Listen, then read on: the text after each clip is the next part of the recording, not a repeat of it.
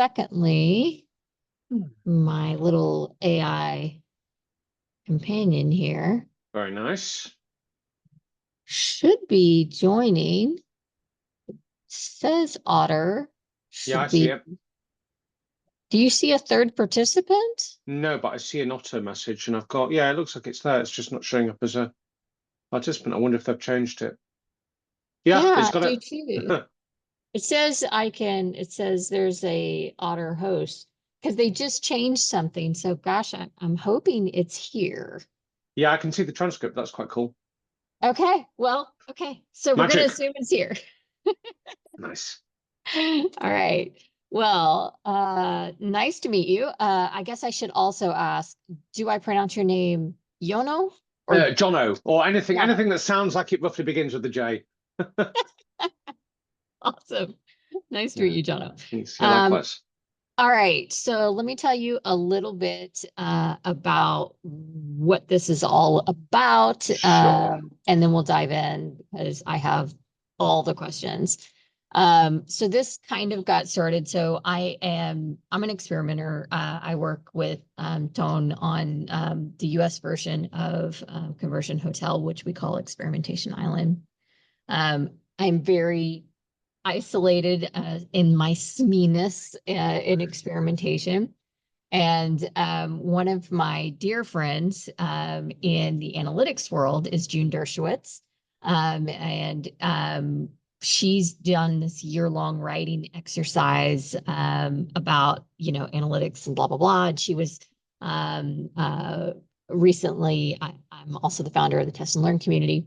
And she recently did a talk um, about, analytics industry. And one of the questions somebody asked her was, in this new AI world, should people um, be more focused on specialists or generalists?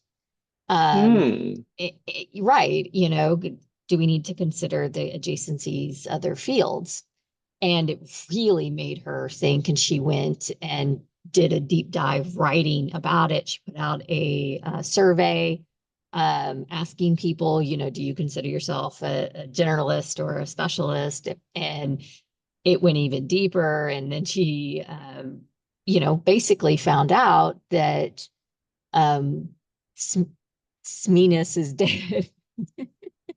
And if you're not considering your adjacencies and being more T-shaped in this new world, it's probably going to be a problem.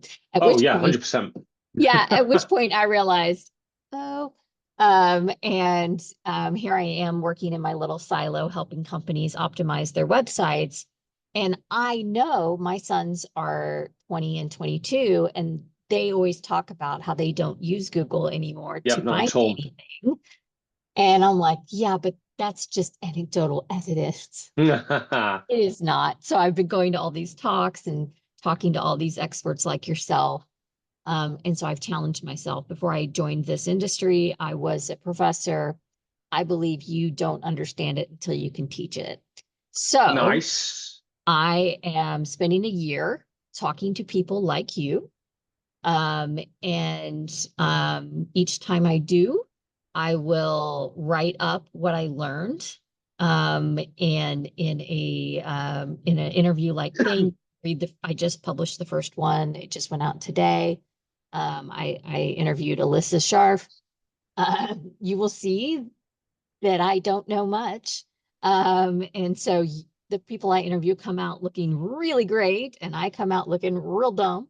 But I'm hoping at the Right. end of the year, It's a good format. um, my goal is to be able to teach it with the people who are interested in doing so, as the guest instructors, and me, showing, this is what I thought in the beginning and this is what I learned along the way. So it should be a lot of fun.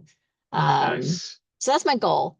Um, but the idea is, how do people find things, and what has changed, what has stayed the same? Um, that's Sounds great. the main gist of it. So with that in mind, I have some core questions that I want to ask, and I want to keep an eye on the time because the last 5 minutes I have a lightning round of questions. You Okay. only get 60 seconds for each of those. So, Okay. Yikes. sound good? Yeah, sounds great. All right. So let's get started. First up, how are the ways that people discover and make buying decisions changing with AI? And I include with that like social platforms, Reddit, Google, Bing, Yahoo, everything. But how are they changes? How are they changing? What are the shifting trust signals? Oh, the shifting trust signals is interesting, right? So that's a big question with lots of moving parts. So I think there's a few interesting trends within that.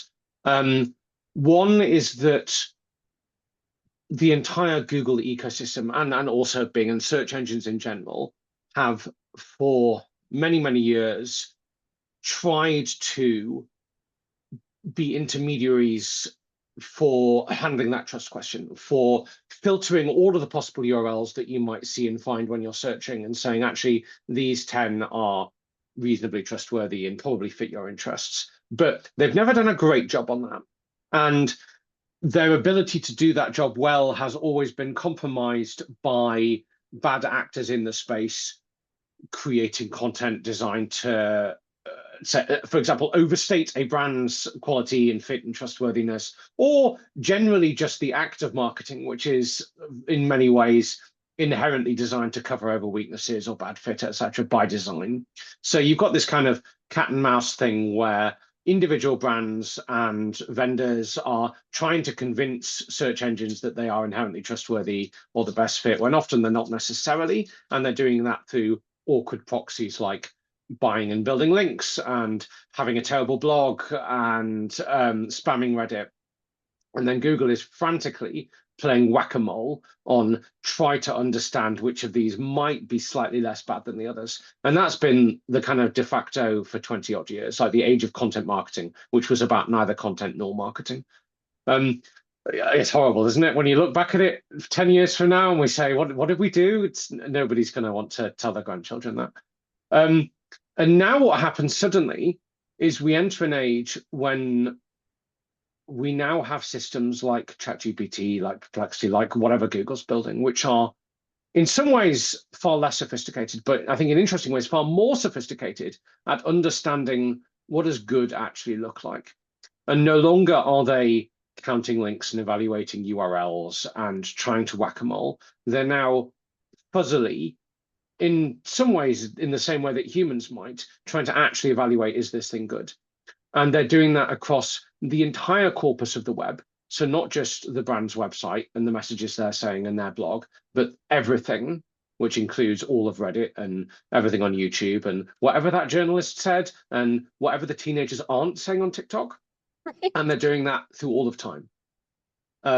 In a way which a human with infinite resources and nothing better to do might, but never has, because we are all time and information starved. So we use Google and these systems as a shortcut. And now we've got this intermediary acting on our behalf, actually going, you know what, I will go and do the research for you and find the trustworthy things. And suddenly, all of the kind of traditional content marketing mechanisms and all of the traditional marketing and advertising tactics, which were designed to distract and to overstate strengths at the expense of covering weaknesses, etc., cease to be as effective. And what starts to be really important is, what did that teenager say about you on that YouTube review? And why didn't the journalist mention your brand in that roundup that they did of the best products in your space? And I don't know, your CEO's lunch choices and what that says about your corporate social responsibility and corporate blah, blah, blah. All of these things start to indirectly influence when somebody is in a purchase journey. Are you visible? Are you recommended? Are you there at all? What does this thing say about you? And suddenly we all need to be thinking far more broadly about, what is my legitimate product market fit, my authentic positioning in this market? What are our unique strengths? So we've been saying this for decades, that you should have a USP, etc., but nobody ever really has. They've had slightly different content and exactly the same back end. And now these things really do matter, because all of this fluff just gets cut through. And for the first time, I think consumers and researchers and searchers are actually empowered to get straight to what is the right fit and what is the right answer. Which is profoundly exciting. I mean, it might break all of capitalism, and it certainly breaks a bunch of the open web, but I think it's liberating. So yeah, the behavior is changing. The kinds, and that will start to break a whole bunch of the patterns in how do people search, and this kind of awkward, rigid thing we have where we go and type 3 keywords into Google and then manually filter through a set of garbage. All of that will start to go away, maybe, hopefully, because we will. Aren't the chat GPTs, the large language models of the world that are doing this for us, aren't they predictive? They're just predicting what's the next best word. So how are they any better? I mean, other than the fact that they can search everything and do it instantaneously, Yep. how are they any better at filtering out the slop and recognizing what is good and what is, I mean, they can go find, like you said, what people are saying, they can do that. But if you're not a good prompt engineer, how can they find what is good and put that judgment on it? Yeah, so that other than feeding it back to you, what people said. So I think, and this question is why Google has gone all in on AI as opposed to heuristics for the last decade or so. And they made a huge step change around 2015 and said, you know what, the days of us building algorithms that try and define what is good and what is bad and playing whack-a-mole don't scale and aren't the right direction. And actually the right answer is to build a perfect black box that just knows. And there's pros and cons to that. We've seen a lot of problems. I mean, that's what they originally were building, right? The one right answer. That was their goal. Yeah, and it turns out that's not a great way of modeling the web, maybe. But I think what these new systems do phenomenally well, almost accidentally, is just pattern evaluation. And it turns out that the feedback loops that occur when products and brands are good and are a good fit, where people leave good reviews and they discuss things on Reddit and the teenagers talk about them on TikTok, leave traces in the corpus of the web, that these systems are very, very good at detecting, parsing, analyzing, and saying, okay, this looks like good, in the same way that a person would. Now, is that the same as actually good? And can it be manipulated? Yes. But I think that's far harder to do at a scale and in a way that creates those same signals legitimately that you would have to do, for example, just to spam Google. I think it's far harder to fake those kinds of behaviors. You have to invent and create people. You have to model their behaviors. You have to actually ether views, etc. It's definitely engineerable, but it's far harder. So yeah, when you write about reputation and perception or propaganda, all of that is related to the same themes of discovery, that the AI is uniquely good at seeing these patterns in the data. Yeah, and I think the thing that really changes from the marketing perspective is suddenly your strategy has to change the way that people behave in a way that imprints on the corpus, which is not a thing people have ever really done before. Like everyone talks about, oh, there's a funnel and somewhere at the end of it, there's some kind of support and evangelistic bit, which is very important for attention. And no one cares because growth only favors new acquisitions. But suddenly that bit becomes profoundly important because getting those people to take an action or to change an action they might have taken in a way that leaves some kind of evidence and closes a feedback loop becomes where you compete against everybody else. Okay, so shifting focus just a little bit. Do you think websites, SEOs, like people working in SEO, experimenters like me, should change their focus from optimizing for humans to optimizing for AI systems? Or is that like a false dichotomy? Is optimizing for AI systems optimizing for the humans that are using those systems? Yeah, interesting question. So I think there's a few bits here. One is I think that the strategic significance of our websites and our owned platforms will decrease significantly. I think almost all of our games today are played on how do I get my website to get more traffic and to convert more of that traffic. And the role of websites in that funnel diminishes as Google and ChatGPT and whatever else just disintermediates and just connects the searcher or user to the end product or thing. And yeah, I still think it's super important that we make sure that our platforms do a good job of telling stories and converting and do all those things. But we're probably talking maybe 5% of the throughput. So that's scary. And then yeah, should your main audience then be humans or bots or some kind of synthesis?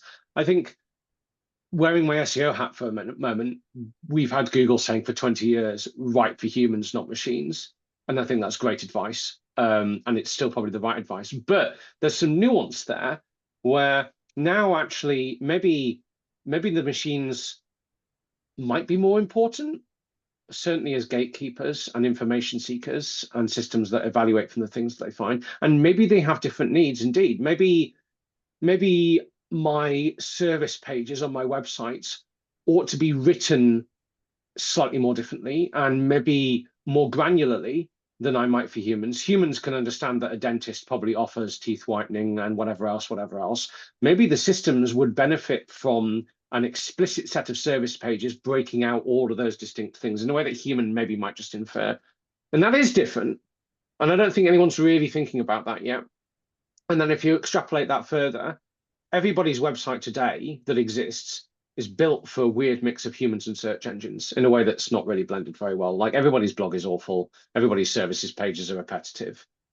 Maybe if you started from scratch tomorrow or tried to reverse engineer what you had to be suitable for that age, you'd build something different. You probably wouldn't have a blog in the way that everybody has an awful corporate blog.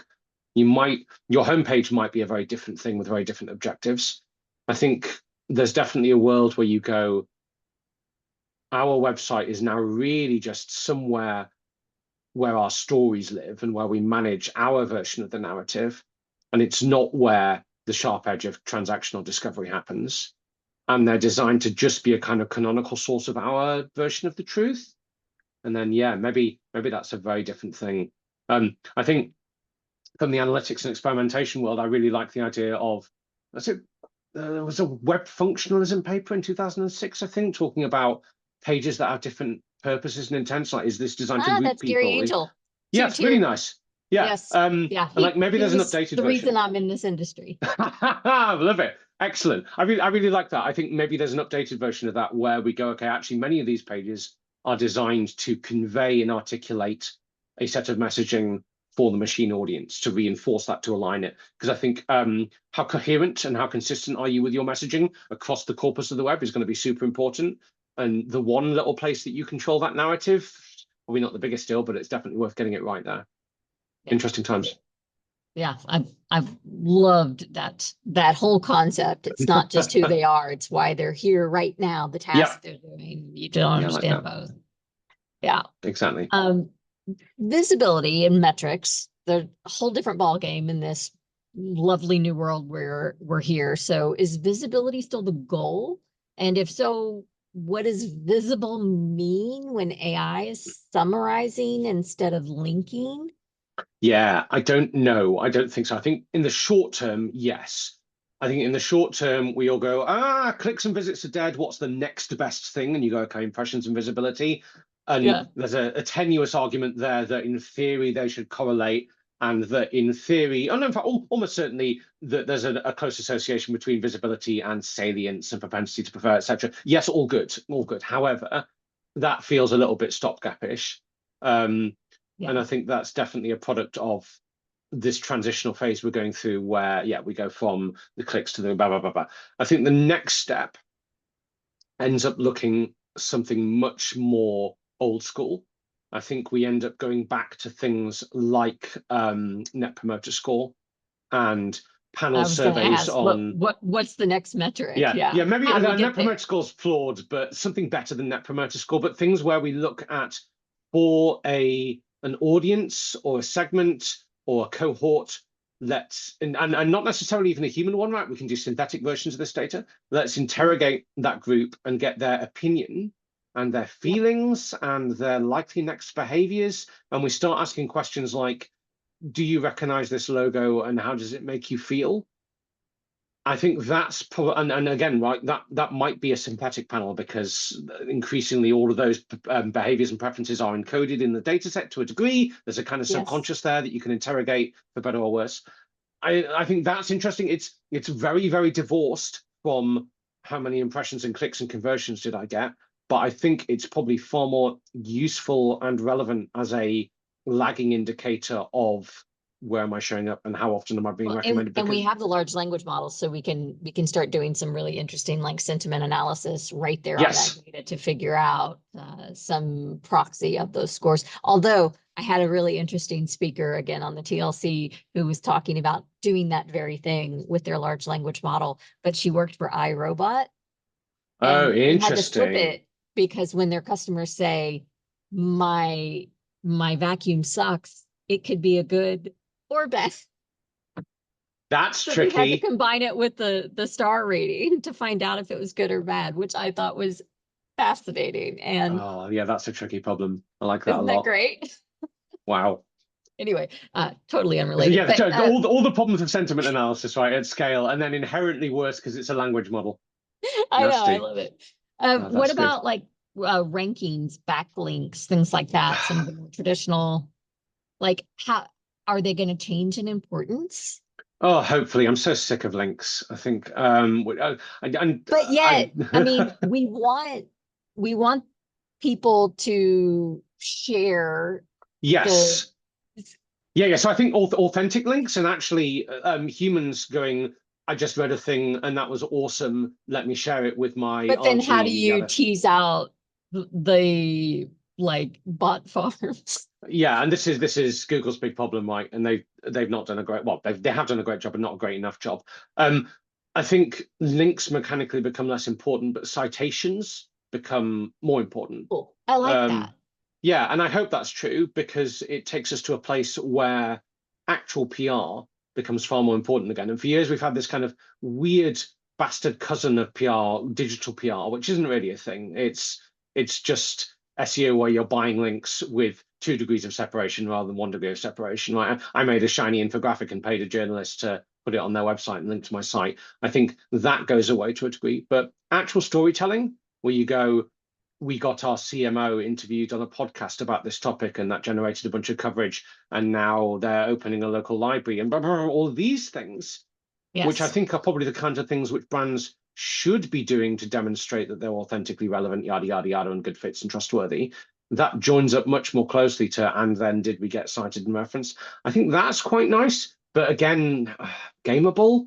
And we end up in a weird place. And this is one of the other bits that scares me is if you have a large organization who is not necessarily trustworthy and not necessarily good fit, you can buy your way into a lot of this. You can build schools and libraries. You can get your CEO interviewed far more easily than the niche startup. I'm nervous that the big orgs just buy their way in. But if you're super niche and super relevant, also you can do quite well. But then the whole middle of the market collapses. And if you are a largely undifferentiated organization working in an undifferentiated office, selling undifferentiated products at about the same price as everybody else, you're never going to get recommended. I think you have to be the top three, maybe even the top one in a given niche for a given facet, whether that's price, delivery, quality. So if you're not the best at something, why would you ever get shown up? And that's going to do weird Right. things to the And you market. shouldn't, And so, yeah, arguably. But also you can't yeah, get better. So no, no, it's exactly. cool. As soon as you're out, the flywheel stops, right? And you going back to your question, like what do SEO tactics and link building and content and everything look like? These are the companies who are doing that sort of thing at the moment because they're not the best, the brightest, the fastest, the cheapest. So they leverage marketing and tactics and SEO and link building in order to kind of close that gap. And then suddenly all of that ceases to work or ceases to work 80% as well.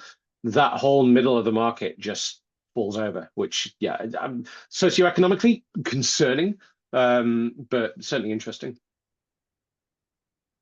All right. So this is the part of our interview where I put on my I have no idea face and you put on your professor hat. Are you ready? Excellent. That I'm sounds wearing a fun. shirt that says confidently uncertain because Yep. all I can do is reduce my uncertainty. Yep. Strong opinions weekly held. All right, here we go. This is our technical deep dive. Cool. We've moved from deterministic systems to probabilistic AI models. Can you please explain in plain language what this means for how search works today and how it changes the way people find things? And also how brands need to change the way they get their products, their content, and their services found. Wow, that's a meaty one. Yeah, so once upon a time, Google had a list of rules, and they were opaque, and some of those were machine learning and probabilistic, but for the large, there was an algorithm or a set of algorithms. And if you were the best result, the one best result for one given query, you would rank first. And there's fuzz and nuance around that, but broadly, that was how the ecosystem works.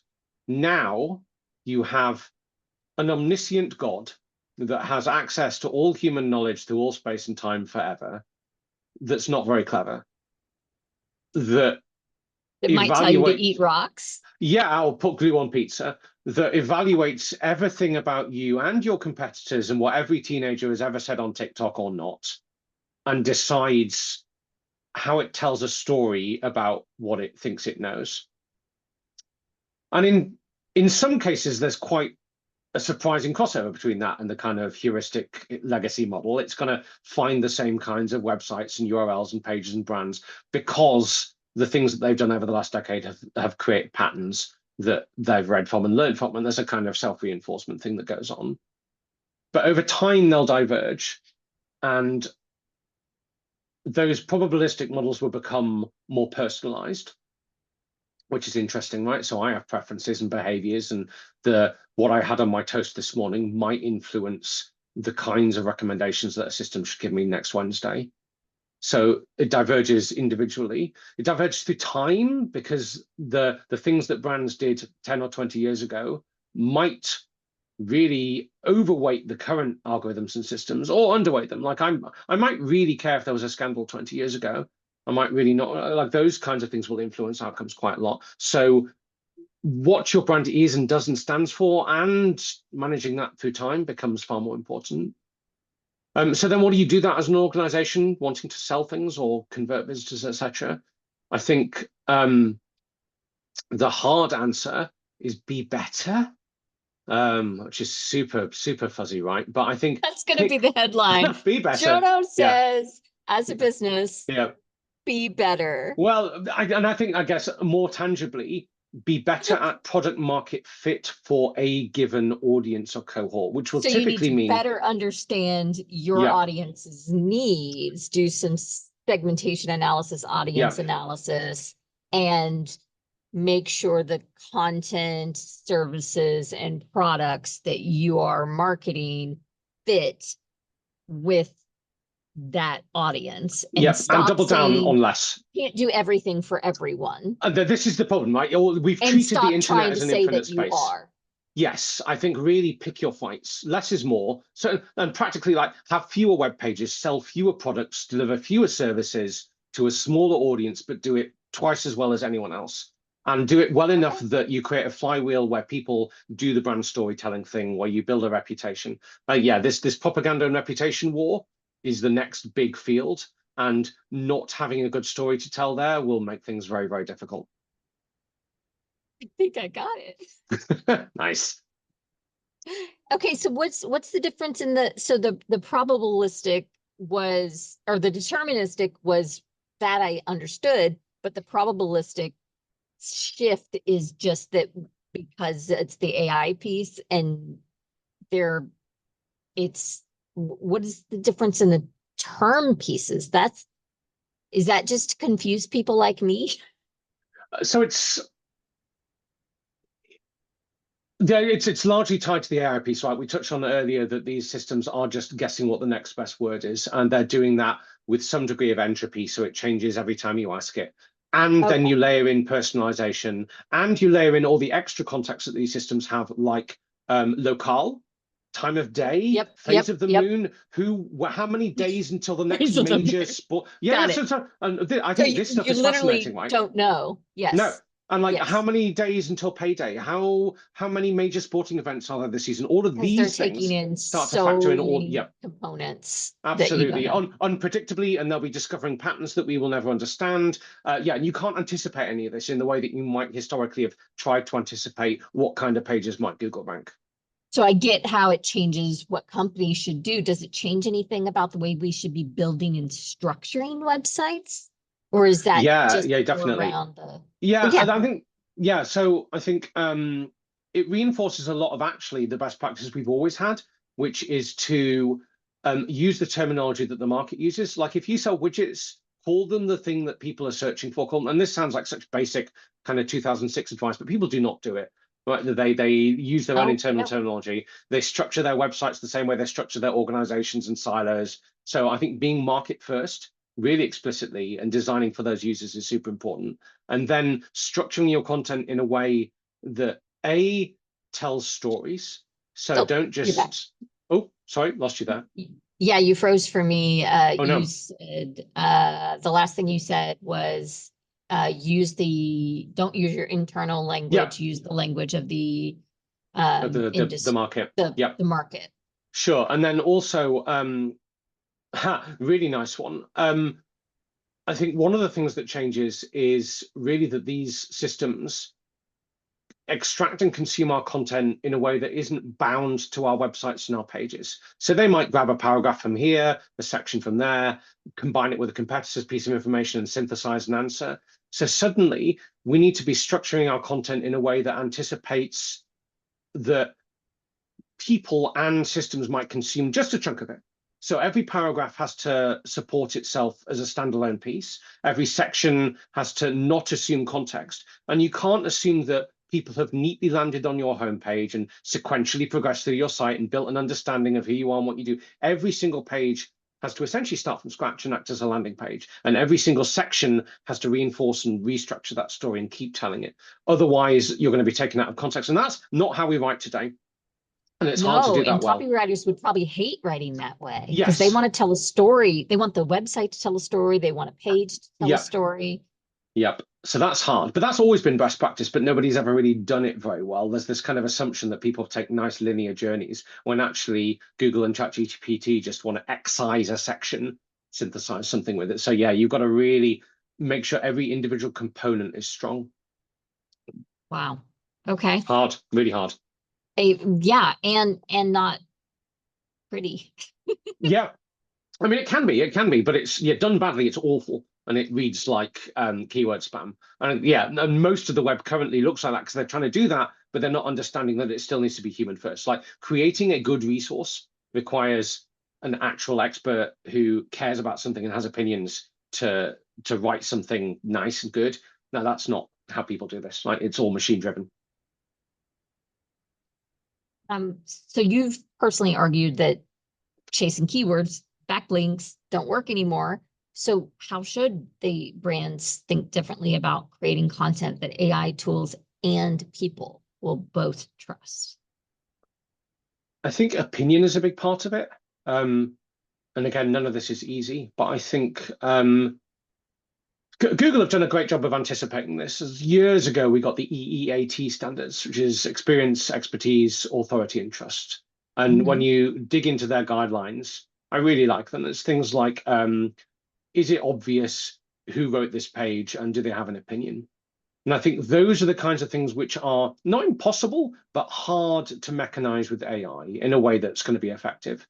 And if you assume that all content and all services are now essentially commodity and all websites are mostly the same and not interesting, the things that will survive and stand out are where reputable experts have interesting opinions that are differentiated from everybody else's. Like, imagine a blog that's not just crap and a blog that's actually, I don't know, a big corporate where a senior product manager has divisive opinions about something in the market or a competitor or a piece of technology, where people read it and then they talk about it with their friends at the pub.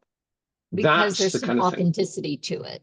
Absolutely, absolutely. And machines can do that to a degree, but I think that will be the thing that puts people aside. And that's interesting for a few reasons, because it's also the kind of content that drives visibility socially. It's the kind of content that gets linked to. It's the kind of content that people remember and that builds salience around brands. And then when you do the Net Promoter Score surveying, your salience analysis, they go, okay, I remember that great blog post that the CMO wrote about blah, blah, blah, blah, blah, blah, blah.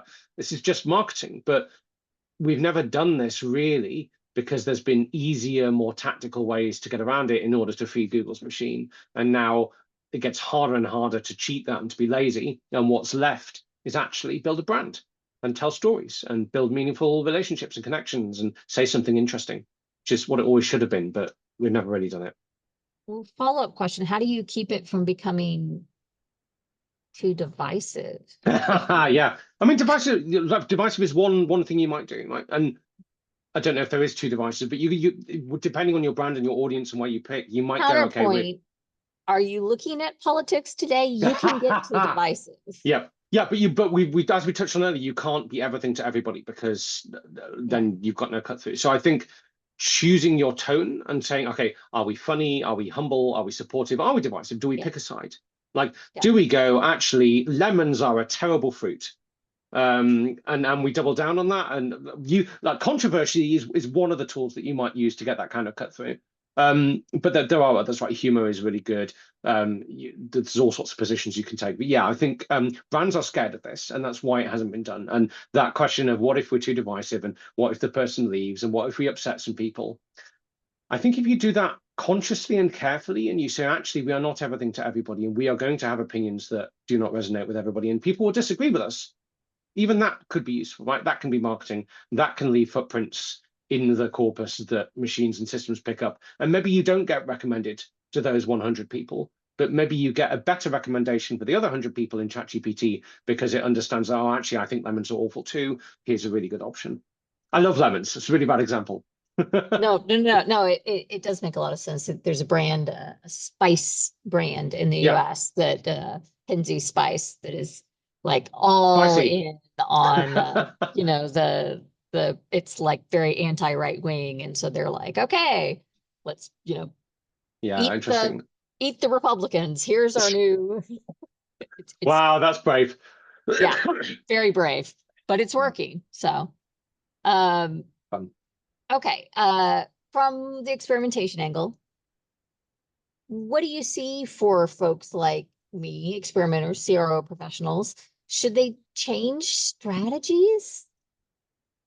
I think, as we've touched on, like the surface or the significance of the website as the surface area diminishes massively, and that might mean it's a really good argument to make sure that all of those flows perform incredibly well. How do I 10x my add to cart? That might be a really good conversation, but I think it's worth looking. Have you worked with any experimenters doing like SEO experimentation or like prompt AI experiments, things like that? Yes, historically, I was quite involved with the team at Distilled before it became Brain Labs, and Search Pilot, who launched the category for kind of large-scale SEO A/B testing. I'm on the fence about it. I think there is definitely something to be said about the value of being able to A/B test a change across a large set of pages, and to be able to do, okay, we changed 1,000 pages and we left 1,000 as a control. What blah blah blah blah blah. I'm nervous that culture of testing quite often pairs with brands who are risk averse and don't invest in quality, which is an interesting paradox, right? Like you do want to be saying test and evaluate, but not at the expense of doing good stuff. So that's messy. More recently in the prompting kind of space, not so much. I think the data and the tools and the analytics isn't there yet. I see lots of people getting very excited about, oh, we can monitor where we show up for different prompts. Don't see a lot of I lie. I was about to say I don't see a lot of people trying to test that. I do see a lot of slightly nefarious people trying to manipulate it.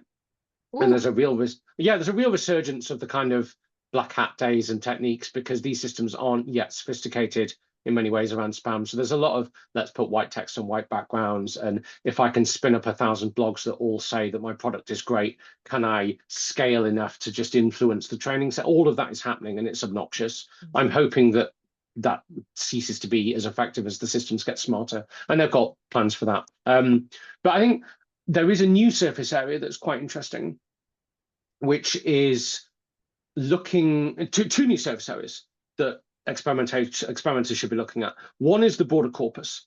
So what your YouTube strategy or your Reddit Oh, yeah. strategy, actually looking at how does that affect salience and preference, not necessarily website conversions, because those things change people's behaviors, which leaves an imprint, which changes how you get recommended in the ChatGPT, et cetera, et cetera.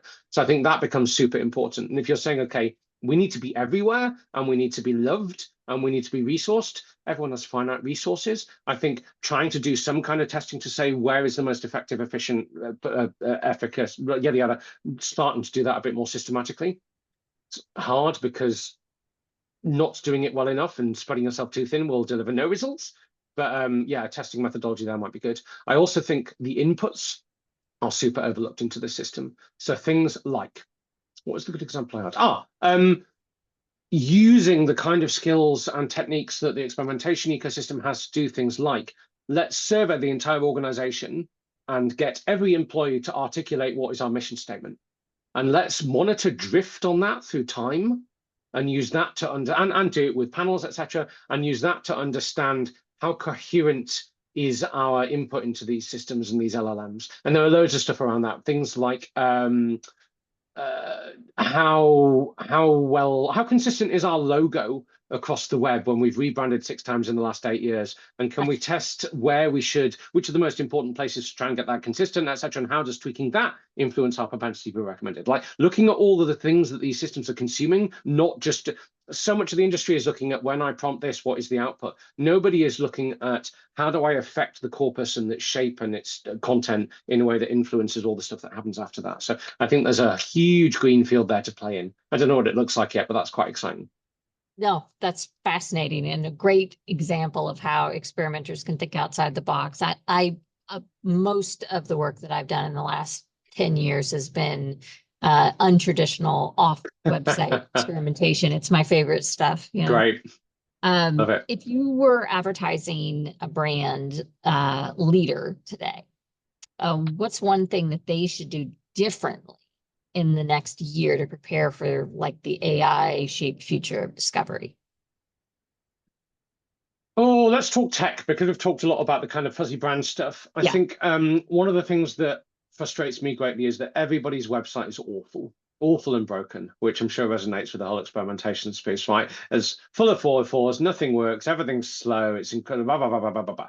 They're not ready for accessibility standards. Yes. And everyone has got away with it because Google and Chrome browsers and everything has been very, very forgiving. And now ChatGPT and Perplexity, all these systems will be less forgiving. And accessibility is a really interesting one to mention, because the same kind of struggles that a user with accessibility needs might have when they're trying to, say, read your content or buy your stuff, these systems will have the same kind of struggles. And suddenly we go back to a world where fast responses, no errors, clean semantic HTML, well signposted labels, etc. All of these things become important because they're going to be barriers for these systems interacting with our content. And we already see horror stories. Like half of the press is saying we are entering an age, an agentic utopia where these systems will come and browse our websites for us and they will purchase things on demand, etc. And then you see the other half looking at the reality, which is everybody's checkout is broken. And it's actually really, really hard to add things to the cart because the search box isn't labeled and the sign up for our newsletter pop-up occludes the search results and you can't dismiss it through the keyboard, etc. All of these things will make or break eligibility for inclusion and success in these new services. And I think we are about to start to enter an age where agentic systems browse and evaluate, probably don't convert and buy on our behalf, but they're definitely going to consume and explore and evaluate on our behalf continually in the background. And they are not going to have patience or capabilities to deal with the craft. And I think we are definitely at a point where if I was a senior leader in a business with a website that is slow and frustrating, and everyone kind of knows, and there's just 100 JIRA tickets sat at the bottom of the pile, maybe now would be a good time to say, let's invest in quality. Let's fix the 1,000 small broken things. Let's tackle our core web vitals. Let's make sure that we're not going to get sued for accessibility issues. Let's tear down our JavaScript monolith that ships 20 megabytes of blah, blah, blah, blah, blah, before the page even becomes visible. And let's have a good website. Not because it's going to be the most important monolith in the world for marketing, but because it's the only bit that you're going to control. And if that bit's broken and if systems can't interact with it reliably, what are you going to do? Do the fundamentals first. Do it. If you do Yeah. it for accessibility, it'll work for everybody else. Yeah, I like that. That's nice. And nobody wants to. It's not cool, right? I know, right? It's not sexy. Everybody No. wants, to focus on the sexy stuff. But it's amazing what can happen if you focus on accessibility. Okay. Before we start the lightning round, who else should we talk to for this series? Ooh, Jess Schultz, Schulz, friend of mine and one of the people who consistently scares and impresses me with her understanding of where does this all go and what does it look like. She's got a really good grasp on the intersect between traditional marketing and advertising and all the brand stuff, but the future of digital, etc.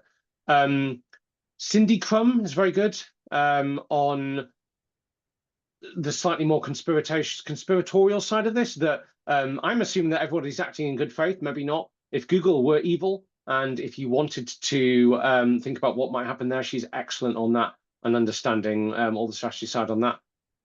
Probably some others, I'll have a think. But yeah, those two are a good start. Awesome. All right, you ready? No, but let's do it anyway. 60 seconds on the clock Okay. for each one of these. Okay.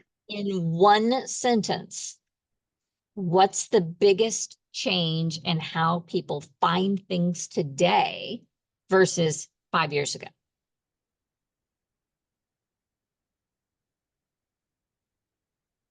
Wow, I'm stumped on the biggest change. They don't click. They find their answer and have their problem solved in situ. And that fundamentally changes the role of the website and breaks capitalism. I love that. I love all the and Yep. Semicolon, hyphen, M dash. So it worked. Yes. If you were advising a brand tomorrow, what's the single most important thing they should do differently to stay visible in the age of AI? Be brave enough to differentiate and invest in quality and opinion. Very good.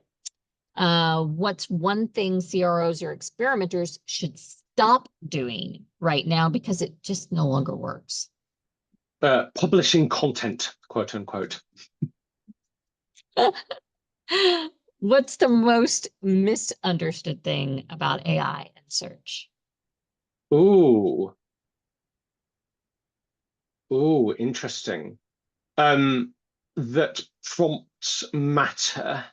I think there's so much focus at the moment on count all the prompts and evaluate all of them. I think that's a short-term thing. I think people typing in strings of keywords and us spying on them and trying to use that to measure some kind of qualitative thing. Yeah, that's going away. So what they're typing and how many and how often we show up and that stuff doesn't matter as much as no. All that will get obfuscated away. All right. Final question. Given how AI is changing the way people find things, if you could recommend one resource, blog, book, podcast, or person that every digital professional should know about right now, what would it be? Aleda Solis, she does a phenomenal job. She's got several email newsletters. There's a one on marketing, one on SEO, one on AI, and she does a far better job than anyone I've seen on rounding up all of the significant relevant news. Absolutely phenomenal. It's one of my go-tos. All right. And you'll send me a link so that I can share? Yes, definitely. Awesome. Thank you so much. This has been phenomenal. One of the things that I will do at the end of the interview is I will recommend posts, some from your blog. Oh, lost you. Hello? Hello, hello, hello. Hello. 1, 2. Actually publish. Oh, so I lost you for about a minute there. Oh, nope. And again. Testing, testing. 1, 2. Hello. No, lost you again, but you're back. Hello. There we go. Should we try that again? Oh.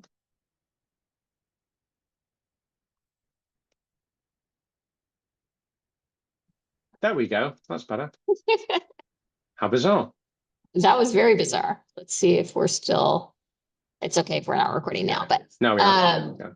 What I do at the end is actually, if you'll email it to me. Sure. What I do at the end of the interview is I share blog links of yours that I use to do my research, as well as anything that you recommend from your own or other resources that goes into like a further reading list.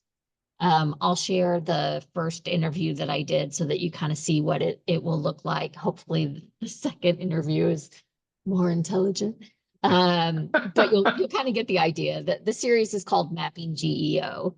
And the idea is that, you know, as I'm cruising along, I'm trying to learn. And there's the section of research that I did and recommended readings from the people I interview. Oh, that's cool. Nice. So that other people can hopefully learn as well. Super. So send me anything you think I should learn, and just gathering notes now. You think others should learn. Awesome. And I got Jess Schultz, Cindy Crum, and sending you their details as well. That's all good. Perfect. This was awesome. Hopefully not too rambly. No. Fantastic. I know excellent. anytime Tone recommends somebody that I'm going to have just a lovely conversation. So I really appreciate nice.